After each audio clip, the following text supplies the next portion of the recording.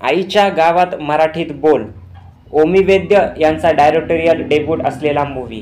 हा मूवी जो आहे 19 जानेवारी रोजी जे आहे प्रेक्षकांच्या भेटीस येणार आहे. नवीन वर्षाच्या सुरुवातीलाच हा मूवी जो आहे प्रेक्षकांच्या भेटीस येणार आहे.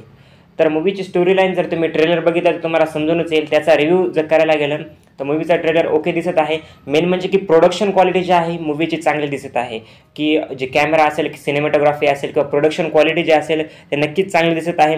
बजेट बऱ्यापैकी चांगलं खर्च केलेलं देखील मूवीवरती दिसत आहे.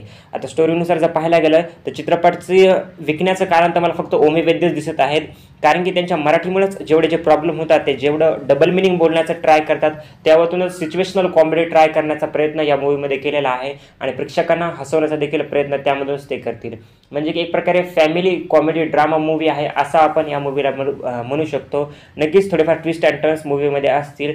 स्टोरी लाईन जर चांगली असले, नक्कीच जर मजेशीर चित्रपट असला तर नक्कीच बॉक्स ऑफिसवरतीच चालेल. परंतु मागच्याही वर्षी जे घडलं तेच या मूवीसोबत घडतं, की या चित्रपटासोबतच आणखी एक 19 जानेवारी रोजी मूवी येत आहे, तो म्हणजे की 8/2/75 नावाचा मूवी. हा मूवी देखील क्लॅशमध्ये रिलीज होईल, त्यामुळे नक्कीच स्क्रीन ज्या त्या विभागल्या जातील आणि क्लॅशचा फटका तर बसेलच. जाऊ द्या, शेवटी मेकरच्या हातामध्ये आहे चित्रपटाला कधी रिलीज करणं आहे कधी नाही, आपलं फक्त सांगणं काम आहे त्यांना.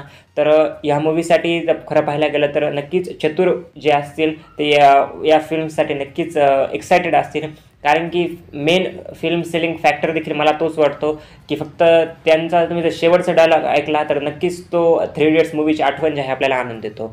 तर ओव्हरऑल ट्रेलर जो आहे चांगला आहे असं मी म्हणेल. मलाही बऱ्यापैकी ट्रेलर जो आहे चांगला वाटला.